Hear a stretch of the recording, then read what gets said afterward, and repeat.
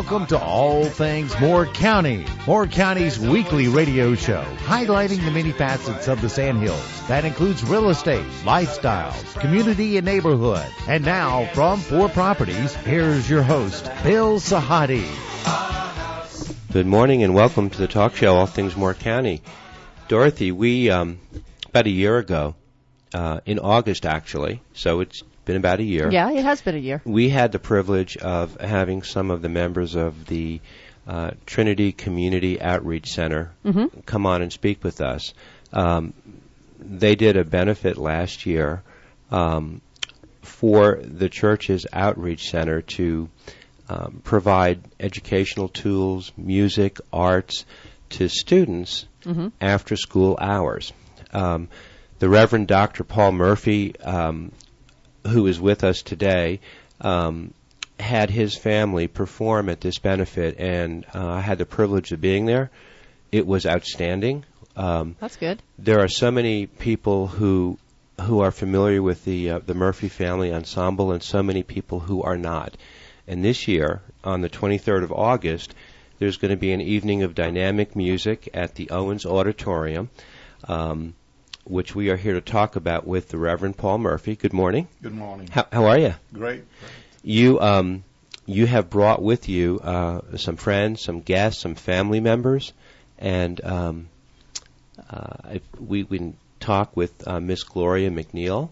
You're a church member and part of the Trinity Community Outreach Center. Yes, I am. And you were late to the game, but you got here. Yes, I did. and you just fit right in. Yes. To your right, Paul, Dr. Judith Kronin, we're delighted to meet you. Thank you. Delighted to be here. We had a chance very quickly before the event to talk a little bit about your background. And you came from New Jersey. Yes, I did. Congratulations. Thank you. You were a superintendent and a principal? Yes, I was. So you are here today to talk a lot about the educational components. Yes, I am. About the Outreach Center. Yes. What brought you to Moore County? My daughter, actually. Children? My daughter, Shayna, is a doctor, OBGYN, at the Moore Regional Center, and she decided that she was going to join a group down here. And I said, well, Shayna, if you're leaving, I'm leaving. So it was a very, very quick decision. You moved here how long ago? It'll be 2 years in September. Moore County is quite a great place, isn't it? It really is. A lot to do, a lot of interesting and kind people. People from the Northeast, I always get surprised when they come here, and because we're all so provincial in the Northeast, we think the world begins and ends, and that Baltimore is the Deep South. So you get beyond the Mason-Dixon line, and what happens? Everyone says, wow, this is a great place to live. That's true. Quality of life. The quality of life, lots of things to do, and just generally a nice pace, interesting pace, because I can't say it's slow because I'm always active, so it's an interesting pace, which I enjoy. Well, we're going to be speaking with you at length today. To your right is Paul's son, Drake Murphy. How are you? I'm well. Last time I saw you, it was at last year's benefit. Performing. It was. And you're going to be performing again this year on the 23rd of August? I sure will. And your dad was telling me that after the event, you have some plans, travel plans. Some big travel plans. You want to talk about it? Yeah, actually. I had a feeling. At the concert, I'll be playing a song entitled I'm Alive. And that song, it didn't inspire a documentary, but the title of the documentary is inspired by that song. So we're going to Kenya to shoot a documentary. Oh, wow. Yeah, and it's with a foundation called Zoe Helps. Their headquarters is actually in Garner, North Carolina. And so we'll be in Kenya for 2 weeks. We leave on the 28th of August. Yeah, 2 weeks. And we'll also be shooting a music video for that song. And I have the director and producer of the film coming to speak at the event on the 23rd as well. Before I introduce Anita, I want to ask you a question. Okay. Instead of asking your dad to talk about the Murphy Family Ensemble, I'd like to ask you to talk a little bit about it. Okay. Because you grew up. I can see the proud father watching you. But what does the tell me about the ensemble, how it got together, what it means to you, and because you're at a place in your life right now that has a lot to do with this family ensemble. Mm-hmm. All right, yeah. So I would go as far back to my late grandfather, Robert Murphy. He played music all his life, and I remember talking to him, and he was telling me about how he grew up. And basically on his own, 9 years old, he would go into different establishments like bars, and he would play for food. He said they liked to pay him in popcorn. So he would go on to create this dynasty. Like, I'm not calling it a family, I'm going to call it a dynasty because that is what we are.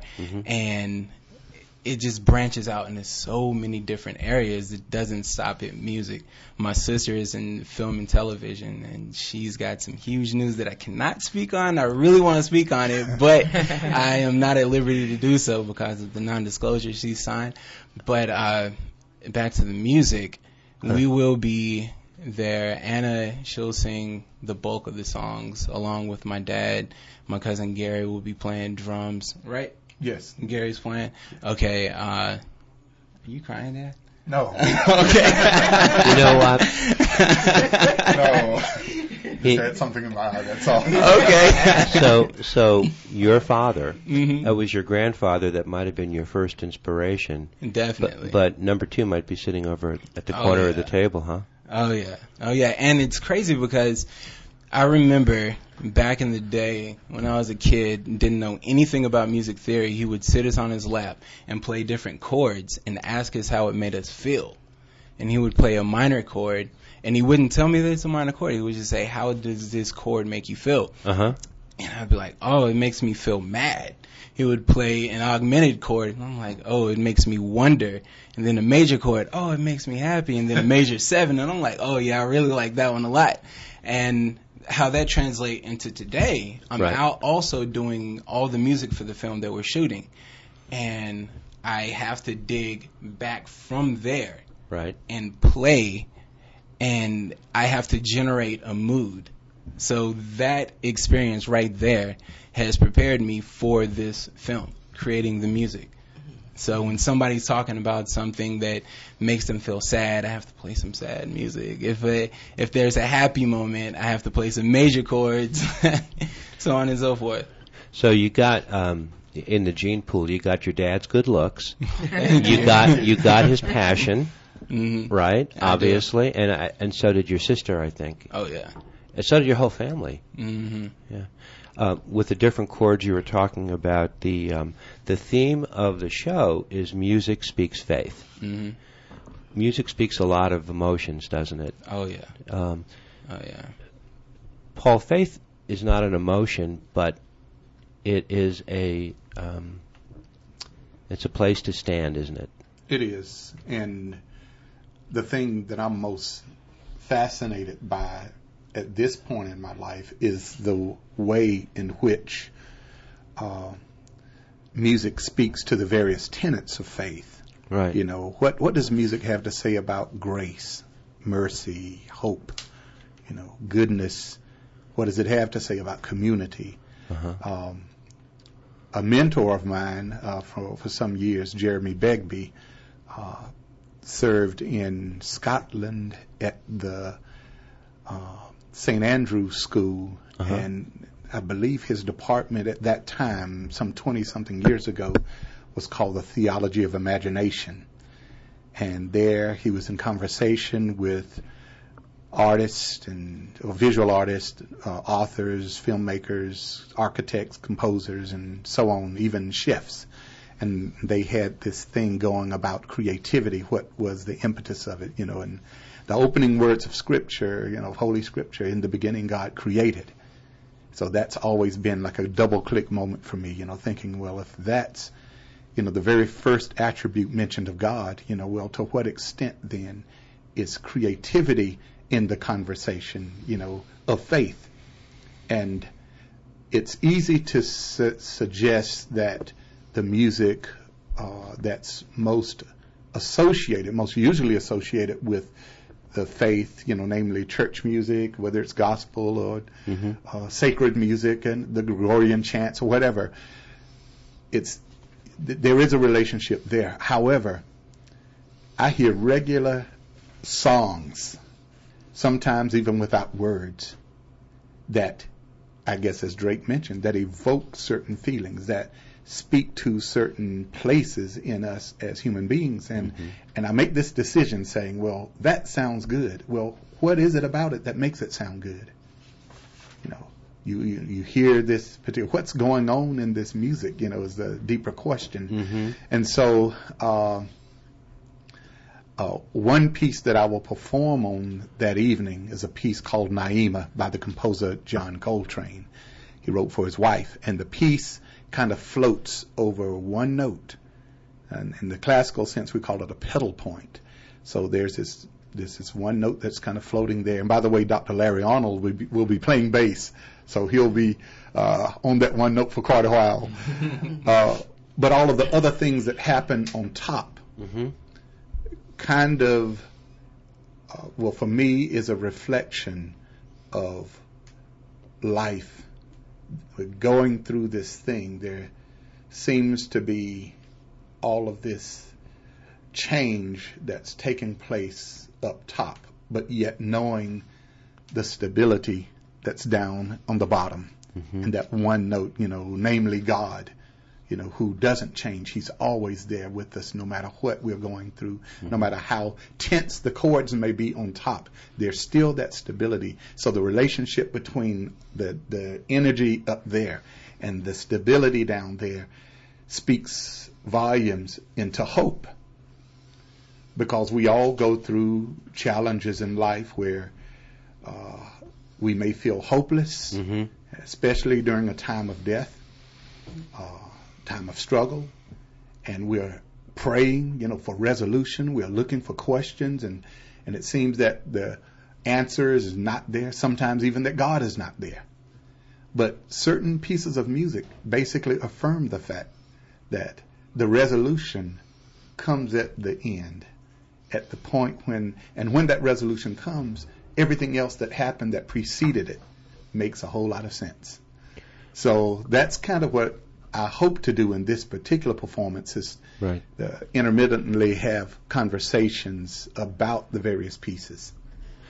There's a unifying quality to music that brings people from all different denominations, different classes, together. Right. And I saw that last year. I have a feeling you're going to see it more this year. We wanted to let people know about it earlier this year. Yes. As I recall, it was done late in the game a little bit last year.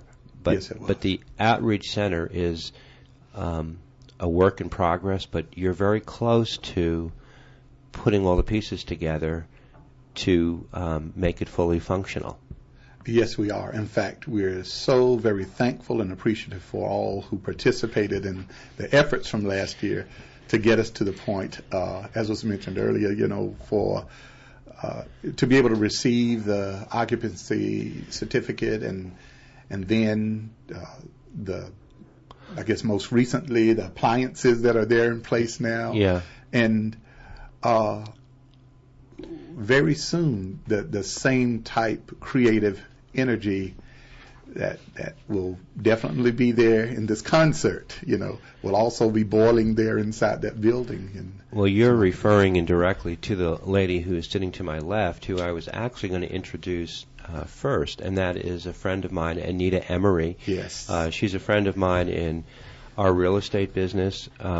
She is a community activist, and she's a very passionate lady, and along with Debbie Currier, you had the outreach committee of the Realtor Association, and you were front and foremost in last year's benefit, and you're the catalyst. She has been the catalyst that I've seen in Debbie, and she hates that because if you shine a light on her, she's going to want to shirk, and she'll get mad at me later. but you're consistent and you're passionate, but you've got to also be very proud of what is coming about in the last year with the Outreach Center. I am actually very grateful for Debbie is my sidekick. I wouldn't be here without her. See that? And this year, it's Brittany Pascal and Melissa Holt who are running the outreach committee, which we're grateful for. And Debbie and I have snuck away and made sure that we had the continuity this year with the Trinity Community Outreach Center that everyone worked hard for last year, yourself included. And I'm very grateful for the results from last year and the result of that being getting inside the building, having the certificate of occupancy, finishing out the construction items that were necessary to do that. And then this year, the whole church, all of their committees, their council, and everyone involved has worked together. And Dr. Judith Kronin has taken a lead role in that as well. And just taking them really, I think, over the start line. Mm-hmm. It feels like the finish line, but it's really it's a long start line that we've had to work hard to get up to. Right. And getting to that point has been a great accomplishment by a lot of people. What is it about the Outreach Center that you so firmly are passionate about, and Debbie and Melissa and Brittany in the community? Because you put your heart into something. You don't do it because you're supposed to. You do it because you want to. Well, if I had to narrow it down to a word, it's the children. Right. It's the kids, and it's their promise, their future, their potential, and these people who are experts in that field and know how to unlock those potential and promises. That's what excites us, and that's what motivates us to be involved. We're going to come back. Well said. Well said. We're going to come back in the second set, and we're going to start our conversation with Dr. Judith Kronin, and we're going to focus a little bit on the educational component. In the background, you're going to hear some clips from the Murphy Family Ensemble. The event that we're talking about is an evening of dynamic music on August the 23rd from 7 to 8:30 at the Owens Auditorium at the Sandhills Community College. Tickets are $20 for adults, $10 for students. They can be purchased at the door at the Country Bookshop through Miss Peggy Capel, and the proceeds are to benefit the Trinity Community Outreach Center. We'll be right back. Quiet streams and a window that looks out to Corcovado. Oh, how lovely. Cantinho, violão, esse amor numa canção pra fazer muita cama pra pensar e ter tempo pra sonhar. Da janela vês o Corcovado Redentor, que lindo.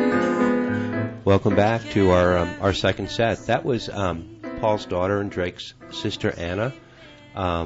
There'll be pieces interspersed as we go today. We're speaking about the event called Music Speaks Faith, which will be held at the Owens Auditorium on the 23rd of August from 7 to 8:30. The doors are opening at 6 p.m. There will be a silent auction, which we're going to talk about in the show. It's going to be quite expansive compared to last year, I think. A lot of different things going on. Yes, there are going to be at least 25 gift baskets with many compelling items that people would love to bid on. So the event is going to be a musical event, but one of the components of the Outreach Center, it's not just music, it's all about education. Judy, you've been in the education field for many years. Many years. You're at that stage, like I am, where there's a joy in giving back, isn't there? Absolutely. And trying to pay it forward, and it's a privilege. It certainly is. Tell me about your role in the Outreach Center and I fell into what I thought was a very, very minor role. I was asked if I would be interested in beautifying, being on the beautification committee in terms of decorating the outreach center. And as it turned out, it was just so much more than that. In fact, I think that the educational component is far more important than what the facility looks like. Of course, we wanted to have all the functioning components, but our goal is to make sure that every student in Southern Pines exceeds grade level in reading and math, and eventually they become critical thinkers and independent learners. That's our goal. And it's going to be a very, very interesting journey for us to get there. We're quite excited about joining forces to make this happen. And right now we're planning on having our first meeting next Thursday to just give an overview of the model that we're going to use. Actually, I didn't realize how important some of my former work is going to be. And late in my career, I wrote a book, Creating Smart Schools.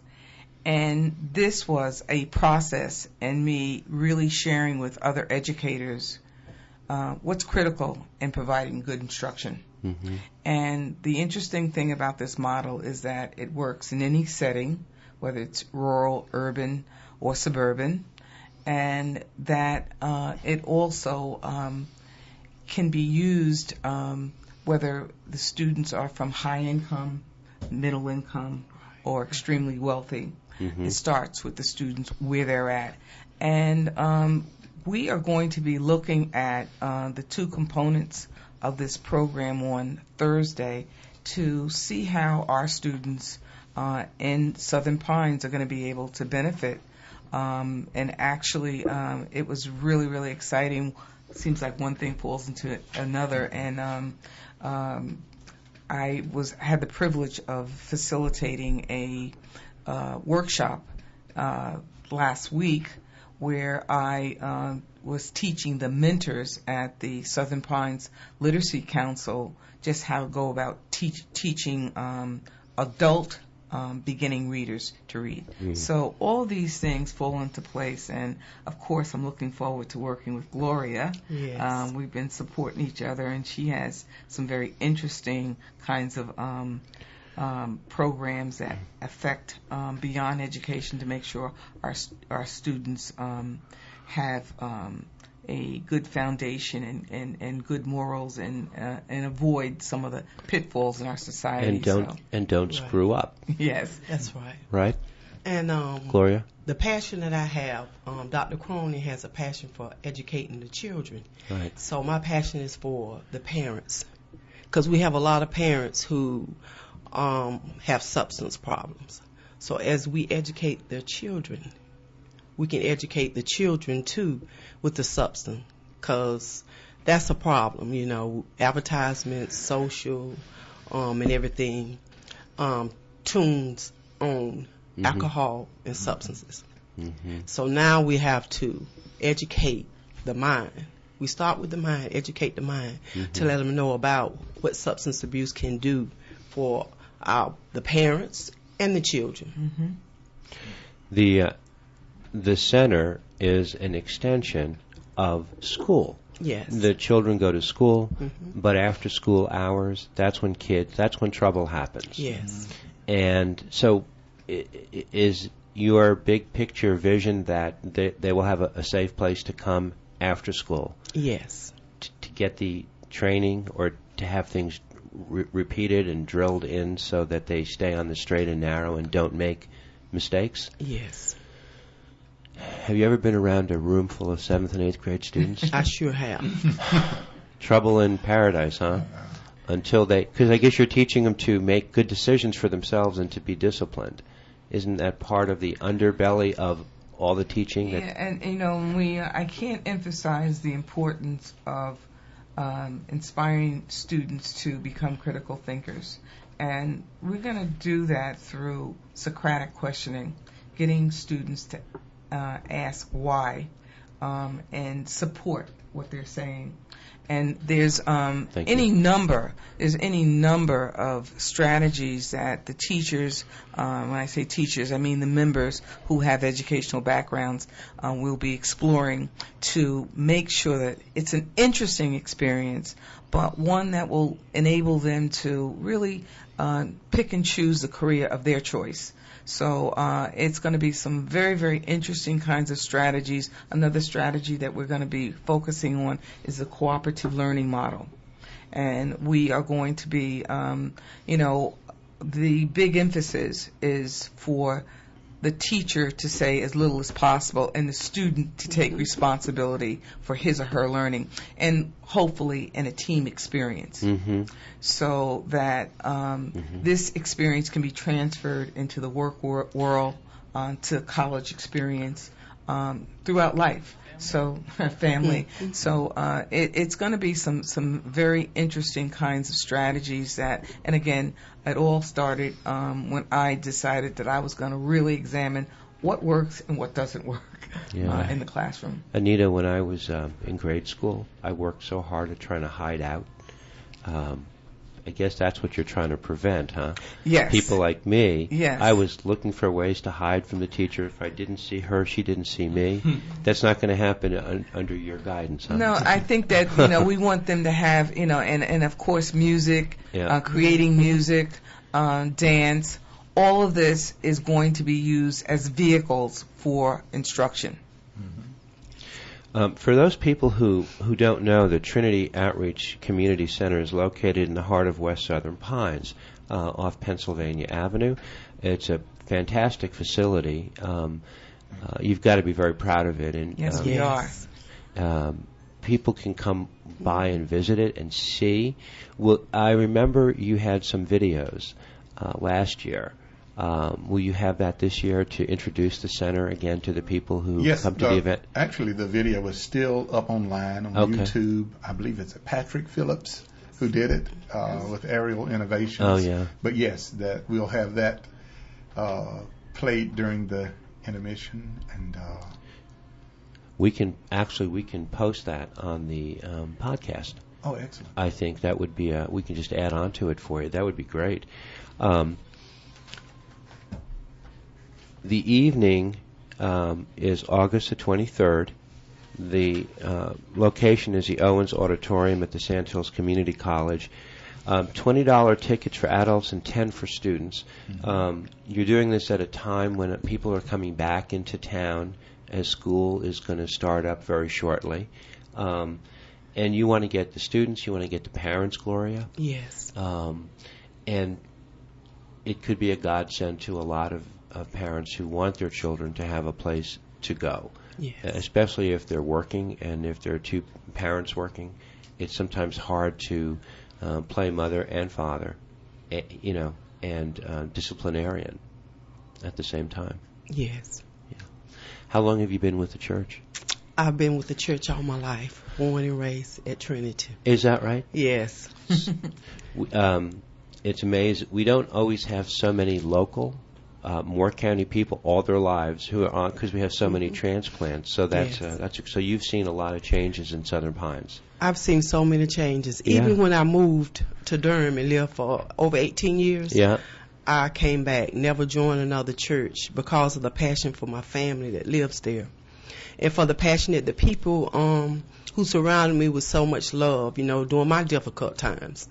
And your song, I'm Alive.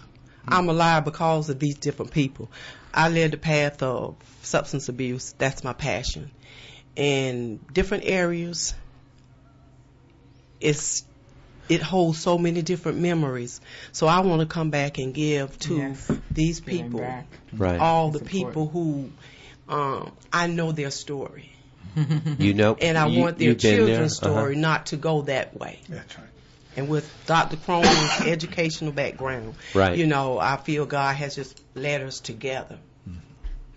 Dr. Murphy and the Murphy family, the concert, they said music soothes the soul. And it does. It soothes the soul. And with these programs, with the different music, listen to the different music and just let people just relax, There's something very, very valuable in just getting outside of yourself and sharing it with others, isn't there? There's a freedom in it. It is. Yeah. It's going to be quite an event. We're going to continue to play some music. We're going to come back in the third set, and we're going to be wrapping up talking about an evening of the dynamic music. Music Speaks Faith, featuring the Murphy Family Ensemble, August 23rd from 7 to 8:30 at the Owens Auditorium. The proceeds are to benefit the Trinity Community Outreach Center, and with the help of the Outreach Real Estate, the Realtors Committee for Outreach, there are going to be a lot of events starting at 6 o'clock with baskets, and a lot of people in the association have been very strong participants. Yes, they have, from last year and continuing this year. Right. We're going to talk all about that when we come back. This is All Things Moore County. The world's lost love, just a little, but I can't spare just a little bit. Speak your mind, but don't tell me how to feel.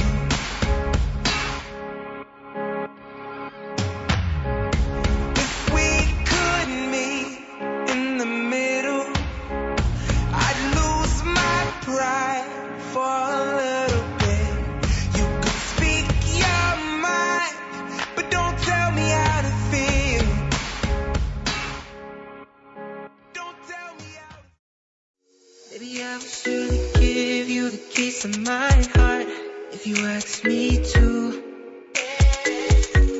'Cause the moment that I laid my eyes on you is when I knew. Welcome back to our final set. Music Speaks Faith is going to be an evening of dynamic music featuring the Murphy Family Ensemble. It's the second benefit that they're doing. It's going to be at the Owens Auditorium. It's born of a lot of passion for the students, for the arts, for education, for providing a safe haven and a place for children to go and to keep them on the straight and narrow. We've had shows in the past. I just have to comment to you, Gloria, and to you, Judy. We've had many teachers on, many mentors. Why is it that they always say 6th grade, 7th grade, and 8th grade are critical for the students as they develop prior to them getting to high school? Well, it's a critical period in a child's life, and they can go in a direction where they're focused, or they can go off the deep end, and it would be, sometimes it's very, very difficult to get them to return. So it is a critical. Sometimes they act as if they're adults, and sometimes they act as if they're 3 years old, and sometimes they just, the mind, the body's changing. So it is a time to really stick with them and focus. It's rough. Is it the middle school where the eye rolling starts and the word whatever starts coming into the vernacular? Yes, that's exactly the It's the attitude. Yes. Do your middle school teachers, from your experience, are they the ones that have the nervous breakdowns more than anybody? Surprisingly, you have to be cut out for that. Right. So they're usually cool as cucumbers, and they relate they have to relate very well to the students. Otherwise, they don't survive there. Drake, you remember 6th, 7th, and 8th grade? Were you a tough kid? I was very shy. Were you? I was, and I remember balling my homework up because I didn't want to be the center of attention. And it's ironic because now you're the center of attention. Yeah. And not so shy.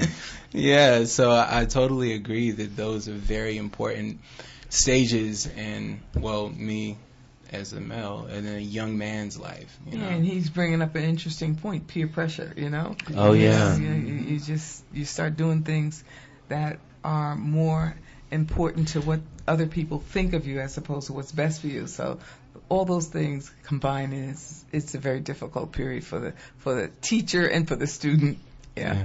In between the lines of what Judy's saying, Gloria, I'm hearing that teaching a child to have good coping skills is very, very important, because if they have problems and they don't have the discipline to deal with them, boom, they take the path of least resistance. That's right. The mind is absorbing everything. So everything they see on TV, everything that they see in everyday life at home, they're absorbing all this. So we have so much going on in this day and time. So we have to make sure that we put them on the right path. And Gloria, I want to touch upon something that you mentioned previously, and that is parenting. Yes. And one of the things, not now, but down the road, we'd like to have a parenting center because it's really, really important to educate parents so that they can really be in the best position for the school to provide a good education for students. And it's becoming more and more, difficult, challenging for parents to keep up. So I think that's one of the things that we're going to be looking at is creating a parenting center, and we're going to focus on early childhood, middle, and high school because it's really important. I'm so glad you mentioned that. Yes. I'm getting the impression that the Trinity Community Outreach Center might have some opportunities down the road to evolve into things that maybe when you set out to do this, you might have had no idea that it might come to that, which would be a great opportunity. I think things will just sort of happen. Absolutely. That's serendipity, isn't it? Yes. Right? He's smiling. He goes, how do you know that word? I remember a few things. You also have a GoFundMe site. Yes, we do. And can we talk about that a little bit? Yes.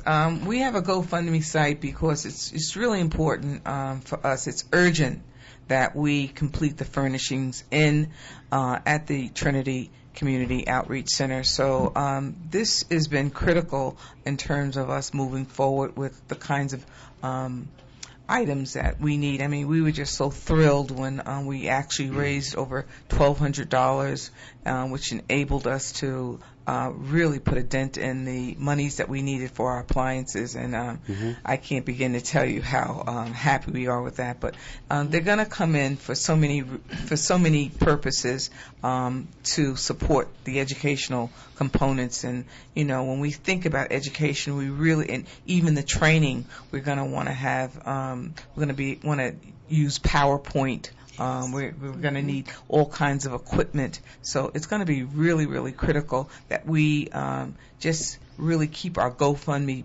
page alive with information, updates, videos, just to make sure everyone that's contributing understands what their donations are actually providing for our community. And I often tell people that this goes so much beyond any one person or even our church. It's it's about our community. So that's why it's really, really important for us to each give our gift, share our gift. Yeah. I think it's great. You've been here all your life. Yes. You've been here 2 years, and you're talking about our community. I think that's great. I mean, that's a quick transition. Yes. Right? It happens. And it's contagious. And you have a smile in your eye when we say that. That's wonderful.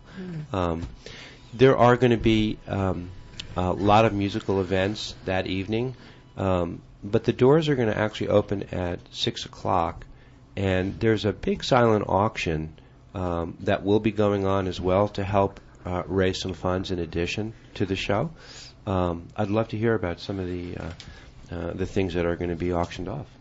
Well, we had so many contributors, many of whom were fellow realtors, and also quite a number of the members of the church and the community around the church who contributed. There are any number of gift certificates from restaurants, for instance, $100 from the Bonefish Grill, the Thai Orchid. There are baskets that are made up for fitness, for dinner and a movie. There's a doggy basket, several spa baskets. There's a gentleman's, it's a Jack Daniel's gentleman's something, I don't know, cocktail basket that looks like a lot of fun. And a wine basket that usually is very successful at these type of events. There's also an opportunity to have the Reverend Dr. Paul Murphy give a private piano concert at your home, obviously providing that you have a piano in your home, which is very exciting. Also, something that I think is wonderful is one of the church members who's a retired educator from the community college in the English department will do a private poetry reading, and I think that's exciting. So some things that you might think are typical and other things that are unusual, and there's some car detailing, car washes, something called a magnetic field therapy session that's valued at $80. A couple of those are being auctioned. Some salon treatments and a golf package. Right now we have golf for 4 at Talamore, and I'm expecting to have 1 or 2 other contributors from our wonderful local golf courses as well. Anita, I'm also going to offer a tour. Who's that? I'm also going to offer a tour of the exhibit, my doll exhibit. Yeah. We were talking about that, but that might be a subject for another show. It's called Dolls as Art, and I've seen it on one of her shows, and she does many different themes, and it really is delightful, and it's for 10 people, so it would be a wonderful group experience. Yes. Very proud. I just want to mention your book again, Creating Smart Schools. I just took the liberty of grabbing it from you. That's okay. The Educational Instructional Coaching Model. The Education Instructional Coaching Model. Is it available? Yes, it is. Locally, just online? It's available on Amazon, and also if anyone would like to get a copy, I have copies available also. Okay, we didn't talk about that, but very impressive. And you are committed to public education, isn't you? I certainly am. Right. Paul, you're committed to community. You're committed to your family. You're committed to the children. You're committed to sharing yourself with others. That's from the time I met you today. That's what I get. The Outreach Center is a way to express it. It's a way to be with your family. It's a way to help the parishioners, the students in Moore County, the parents in Moore County. It means a lot to you. It does. I would say, when considering the various challenges that children, students face, especially in those critical ages, middle school, one of the best ways to meet them or engage them is to meet them where they are.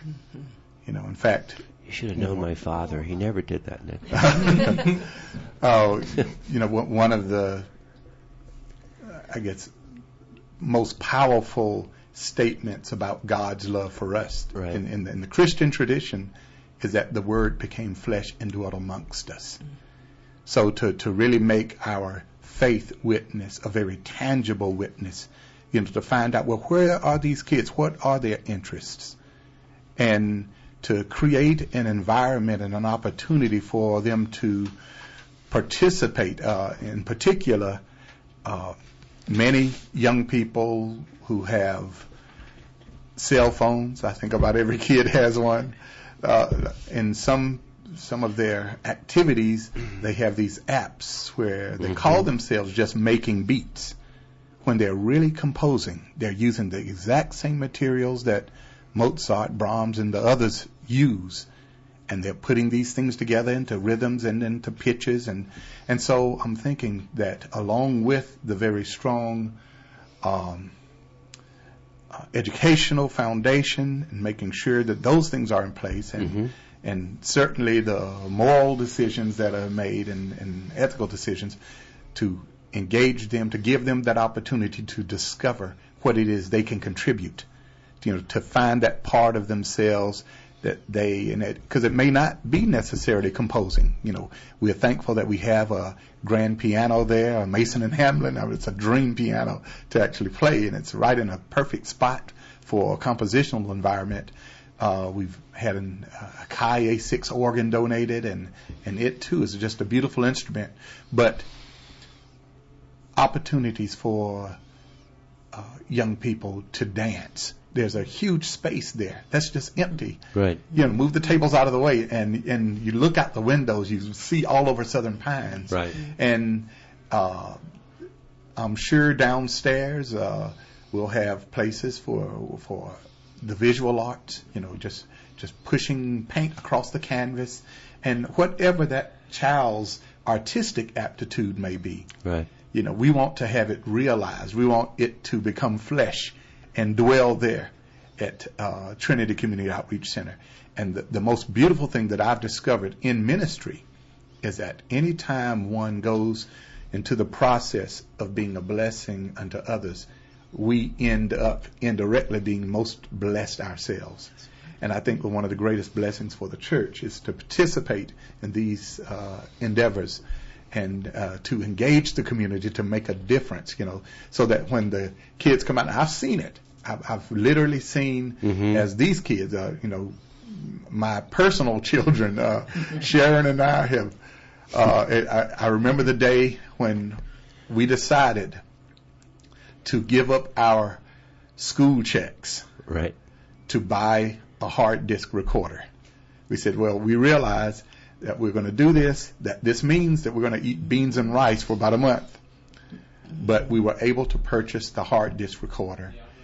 We always knew where our kids were. Kids in the community who might have made other decisions were at our house creating music. And then now when I consider, as I was riding through Raleigh last week, I ride down Hillsborough Street and see nothing but posters of Drake, as he's won the Artist of the Year with the Randy Travis, the Carolina Music Awards. Yeah. And when I consider Kent's work, in China and the K-pop in Korea and songs that he has, when I consider, certainly not only the musical work that Anna's doing, but the film work that Anna's doing. And then Green, as Dr. Kronin was saying earlier, he has a dynasty of his own. Yes. He stole my job. He stole Drake's job as engineer. He's doing production work for people out on the West Coast. Man, he's just 17 now. Yeah. But they're calling in to have him to do full-length productions, musical editing, and that. And not just music, but in television as well. Wow, I didn't realize that part. Yeah. Yeah. Okay. But and then Sharon, who will also be singing, who's the mother of all of these wonderful children. Right. Her passion, speaking of the middle school, she most recently, all of her life, she's been teaching elementary school. Then suddenly she goes to a middle school, and after just a year and a half at this school, she's voted Teacher of the Year at Southern Middle School. Wow. And then, and then to have been selected as the Moore County's Teacher of the Year.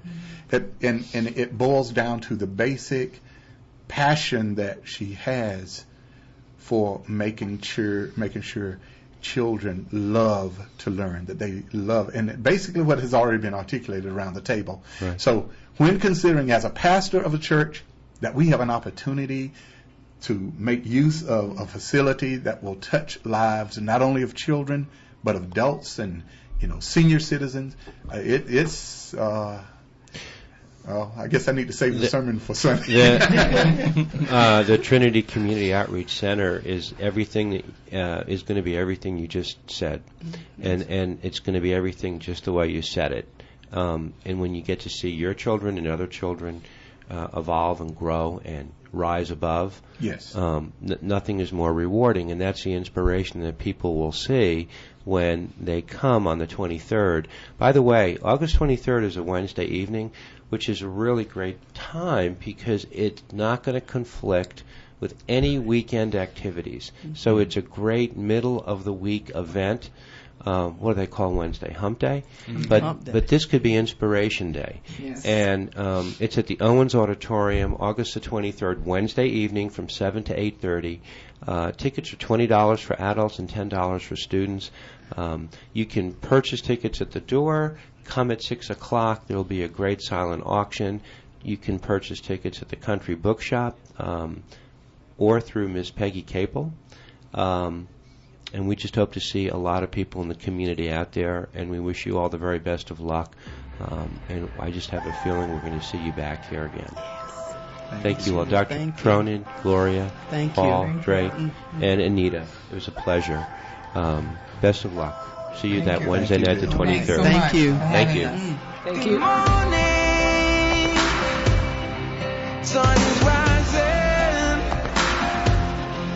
Get your pillow off your mind.